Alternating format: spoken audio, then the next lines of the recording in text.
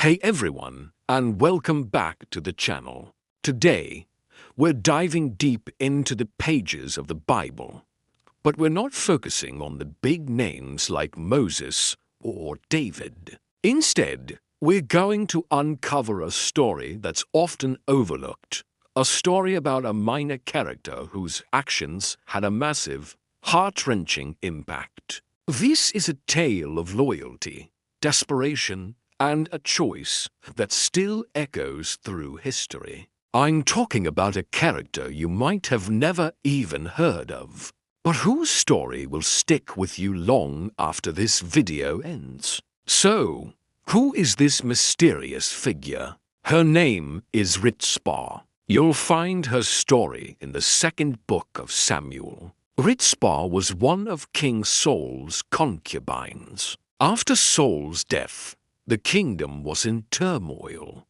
David was the new king, but the transition wasn't smooth. Saul's house was in decline, and a devastating famine struck the land, lasting for 3 long years. 3 years of hunger, suffering, and desperation. The people were crying out for relief, and King David, seeking an answer from God, was told that this famine was a consequence of Saul's past actions, specifically for breaking a treaty and killing the Gibeonites. To make things right, to atone for Saul's sin and end the famine, David went to the Gibeonites and asked what he could do. Their response was chilling. They didn't want gold or silver. They wanted justice, their form of justice. They demanded 7 of Saul's male descendants to be handed over to them, to be executed and exposed. It was a brutal request, a life-for-a-life kind of justice that was common in those ancient times. Now, imagine King David's position. He had to end the famine that was crippling his nation.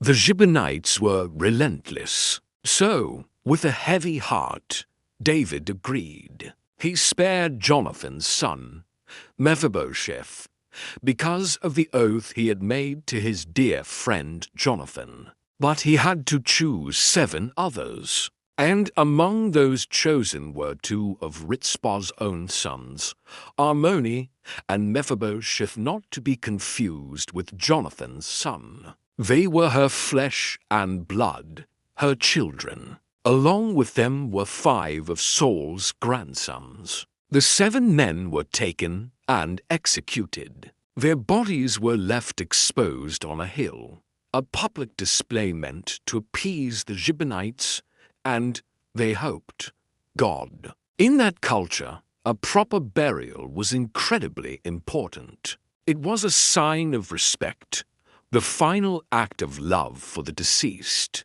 To be left unburied was the ultimate dishonor, a curse. The bodies were left to be picked apart by birds of prey during the day and wild animals at night. It was a gruesome, horrific fate. And this is where Rizpah's story truly begins. Most people would be paralyzed by grief, lost in their sorrow. But Rizpah wasn't most people. When she heard what had happened to her sons, this grieving mother didn't just weep at home. She took action.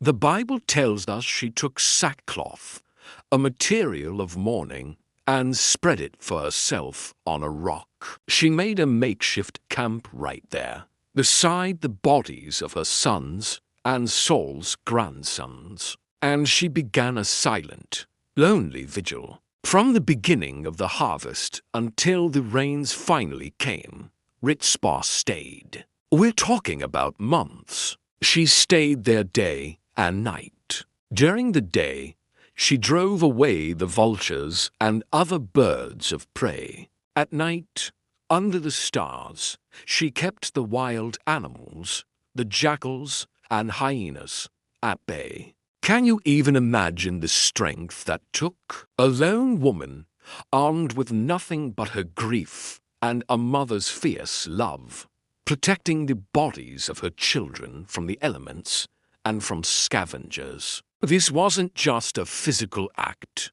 It was a powerful, public protest. She wasn't shouting or causing a riot. Her protest was silent, but it was deafening. Every day she sat there, her presence was a constant reminder of the injustice, of the dishonor being done to these men, to her sons. She was a living monument to a mother's love, refusing to let her children be forgotten or disrespected, even in death. Her vigil was an act of profound loyalty and defiance against a king's decree and a cultural norm. Think about the conditions: the scorching sun during the day, the cold nights, the constant threat of wild animals, the emotional toll of sitting next to the decaying bodies of her own children. It's almost unimaginable. Yet, she endured.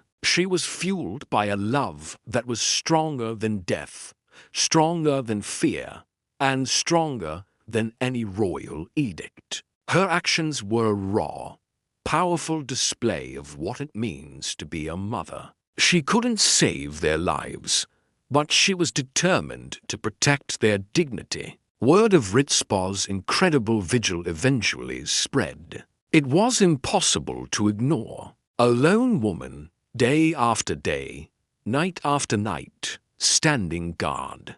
Her story reached the ears of King David. And when David heard what Ritzpah, the daughter of Aiah, was doing, he was moved. Her quiet, persistent act of love and defiance stirred his conscience. He saw her faithfulness, her unwavering commitment, and it made him reflect on his own responsibilities. Ritzpah's actions didn't just move David emotionally, they spurred him into action. He realized that leaving these men unburied was wrong. It was a dishonor not just to them, but to the entire house of Saul. So, David went and gathered the bones of Saul and his son Jonathan, who had died in battle years before. He then went to the hill where Ritzpah kept her watch and collected the bones of her sons and the other 5 men. David gave all of them a proper burial. He buried them together in the tomb of Kish, Saul's father. It was a respectful, honorable burial, the very thing Ritzpah had been fighting for with her silent vigil. And the Bible tells us that after this was done, God answered the prayer for the land. The famine ended. The rains came, the same rains that finally brought Ritzpah's long watch to an end. Ritzpah's story is so powerful because it shows that you don't have to be a king or a prophet to make a difference. She was a concubine, a woman with very little power or status in that society. She had lost everything. Yet, through her simple, courageous act of love, she changed the heart of a king and brought healing to a nation. She turned her personal tragedy into a public statement that demanded dignity and respect for the dead. Her story is a testament to the power of a mother's love, a force of nature that can move mountains. Or in this case, a king. It's a story of perseverance in the face of unimaginable grief. She didn't have an army or political influence, but she had a love that would not quit, and that was enough. She reminds us that sometimes the most profound statements are made not with loud words, but with quiet, persistent actions. In a world that often values power, wealth, and status, Ritzpah's story is a beautiful reminder of what truly matters: love, loyalty, and courage. She is a hero, not because she won a battle or ruled a kingdom, but because she fiercely loved her children and refused to let their memory be dishonored. She is the embodiment of protective love. So, The next time you're reading through the Bible and come across the seemingly minor characters, take a moment. Their stories might just hold some of the most profound lessons. Ritzpah, the grieving mother on the rock, teaches us that one person's courage, fueled by love, can indeed change the world, or at least their small corner of it. Her vigil was a sermon preached without a single word, a lesson in dignity that echoes to this day. Thank you so much for joining me on this deep dive. I hope Ritzpah's story has moved you as much as it has moved me. If you found this interesting, please hit that like button. And don't forget to subscribe for more stories you won't find in the headlines. Let me know in the comments what you think about Ritzpah's incredible act of love. Until next time, take care.